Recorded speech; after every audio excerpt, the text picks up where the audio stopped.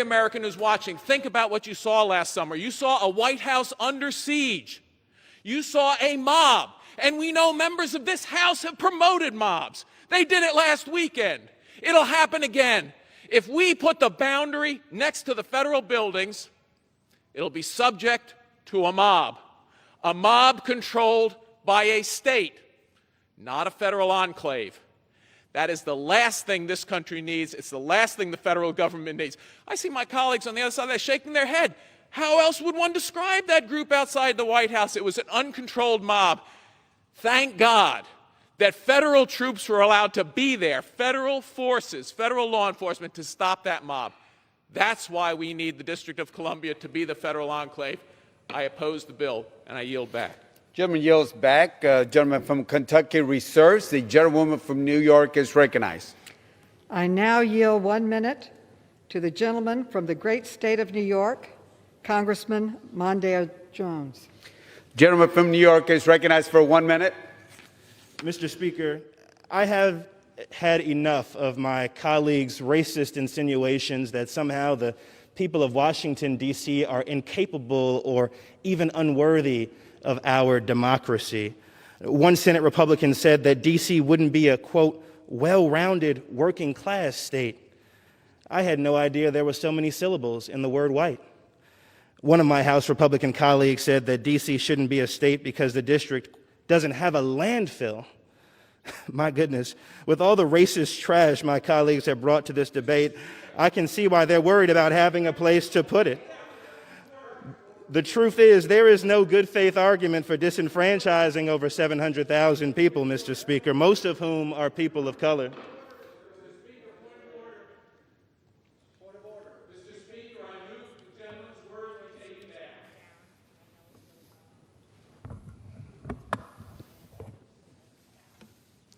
Probably wouldn't pass. Was that? Probably wouldn't pass. Gentleman's time was not timely. Mr. Speaker, point of order. Was not timely. The gentleman from New York will proceed. The rules say make the point of order when the words need to be taken. He has to be recognized, Mr. Speaker. We understand parliamentary procedure. The debate has proceeded and the ban was not timely. Gentleman from New York is recognized. The truth is, there is no good faith argument for disenfranchising. Is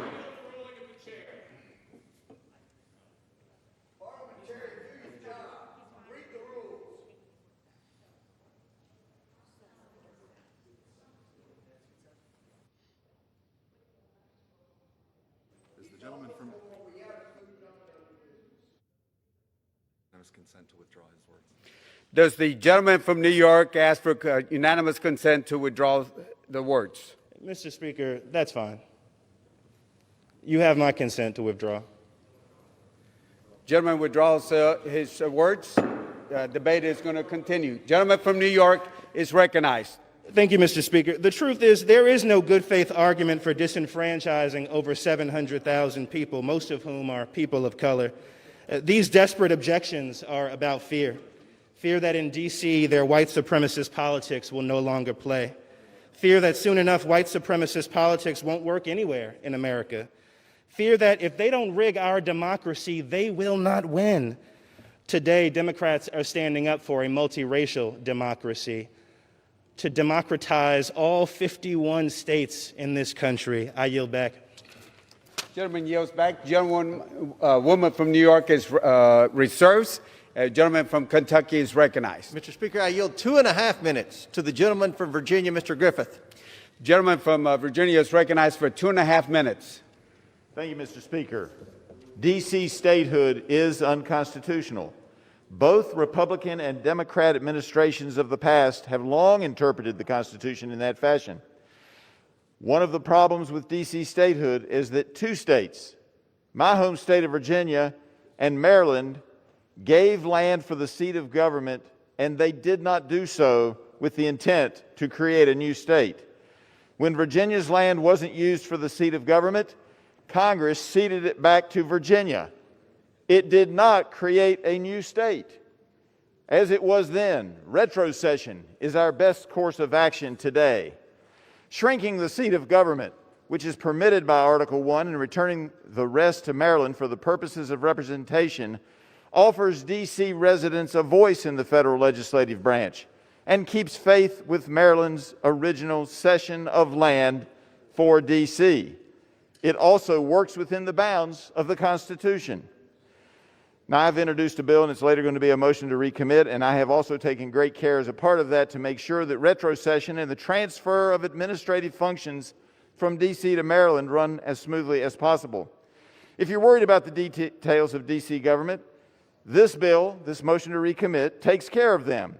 As the old Prego commercials say, it's in there. Congressional representation, it's in there. The courts, it's in there. The National Guard, it's in there. Commitments to retirees, it's in there. Tuition assistance, it's in there. Preventing the remaining federal district from casting the 3 electoral votes meant for D.C., it's in there. My motion to recommit, which I will offer in a bit, is the most practical solution to giving D.C. residents a voice in Congress, to give them a right to vote. Mr. Speaker, if we adopt the motion to recommit, we will instruct the Committee on Oversight and Reform to consider my amendment to H.R. 51 to provide for the retrocession of land to the state of Maryland rather than to create a new state. I ask unanimous consent to insert the text of the amendment in the record immediately prior to the vote on the motion to recommit. Without objection. And I yield back. Gentleman yields back. Gentleman from Kentucky reserves. Gentlewoman from New York is recognized. Mr. Speaker, I now grant a minute and a half to the distinguished constitutional scholar, Congressman Raskin from Maryland. Gentleman from Maryland is recognized for a minute and a half. Thank you, Mr. Speaker. Thank you, Madam Chair.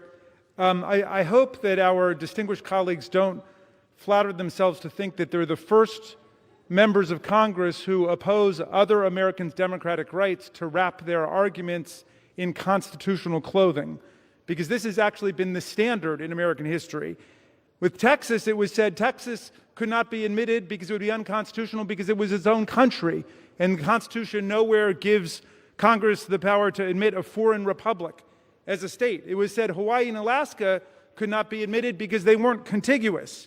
West Virginia, everyone knew, couldn't be admitted because it used to be part of Virginia, just like Kentucky was part of Virginia. Oklahoma, it was said, was too poor and therefore did not meet constitutional requisites. Utah was too Mormon. New Mexico was too Catholic, and on and on and on. So this is very much in the mainstream of partisan political opposition to vindicating the rights of American citizens. A colleague from Virginia invites us to say, well, just give Washington, D.C. back to Maryland, thereby conceding, of course, that Congress has the power to modify the boundaries of the District of Columbia, as was established in 1847 with the retrocession of Virginia. There's one problem with this argument. The people of Washington, D.C. haven't asked to go back to Maryland, and Maryland has not requested that the land be given back to Maryland. Instead, what we have is American citizens exercising their rights under the 9th Amendment to the Constitution, organizing a new state and petitioning for admission to the Union. That is how America has grown. They've demonstrated their commitment to our democracy by defending us against violent insurrectionists on January 6th. Let's show our commitment to their democratic rights. Gentleman's time has expired. Gentlewoman from New York reserves. The gentleman from Kentucky is recognized. Mr. Speaker, I have no further speakers, and I'm prepared to close. Gentleman reserves. Gentlewoman from New York is recognized. We have no more speakers and are prepared to close, if my colleagues on the Republican side as well, so we are prepared to close. Gentlewoman reserves. Gentleman from Kentucky is recognized. Thank you, Mr. Speaker. I wonder, listening to the debate, if our friends on the other side of the aisle would be so passionate if Washington, D.C. were 90% Republican as 90% Democrat. H.R. 51 goes against the Founding Fathers' intent and is unconstitutional, impractical, and a blatant power grab. The Founding Fathers created the federal city, this federal city, to be separate and apart for the states, which it would serve as the seat of government. They designed it this way so there would be no superstate that could unduly influence federal affairs and international relations. Now, I understand the people of D.C.'s desire for representation in Congress. I think that's a legitimate concern, and it's not a new one. If Democrats truly wanted to grant the wishes of D.C. residents, then they would address the constitutional issues with H.R. 51, since it does not stand a chance in court. We all know that. This does not stand one chance in court. Additionally, Democrats could explore other options other than statehood, but they're not interested in any of them since they don't add 2 new progressive senators to the U.S. Senate. Serious policy proposals like retrocession, allowing D.C. residents to vote in Maryland, federal elections, and most obviously the passage of the constitutional amendment have been called for by many of my Republican colleagues. No state has required a constitutional amendment to be admitted to the Union. Not one. But D.C. is unique. The 23rd Amendment guarantees the district 3 electoral college votes. There is no precedent for granting statehood to a territory with electoral college votes or such a special place in our Constitution. H.R. 51 is an unconstitutional bill. D.C. is also massively unprepared to assume the cost of the programs and benefits it receives by being the federal seat of government. The new state will very likely levy a commuter tax to make up the funding gaps currently backed by the federal taxpayers. H.R. 51 provides no guarantee to the American people that they will not be on the hook funding the new state for years, if not decades. This bill is nothing more than an attempt to ignore the constitutional process and gain an advantage in the U.S. Senate, all to advance a radical agenda that continues to come out of this House and stalls in the Senate. Democrats know a constitutional amendment granting D.C. statehood would be rejected just as it has been in the past. H.R. 51 is intentionally designed to circumvent the Constitution and the will of the American people. I urge my colleagues to reject this unconstitutional and impractical legislation. I urge a no vote and yield back the balance of my time. Gentleman from Kentucky yields back the balance of his time. Gentlewoman from New York is recognized. Thank you, Mr. Speaker.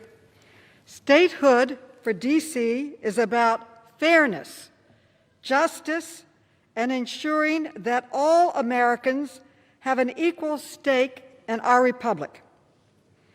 It is not unconstitutional, it is constitutional, and this is not about politics. It's a fundamental voting and civil rights issue. The real wrong is denying 712,000 tax-paying American citizens the right to vote.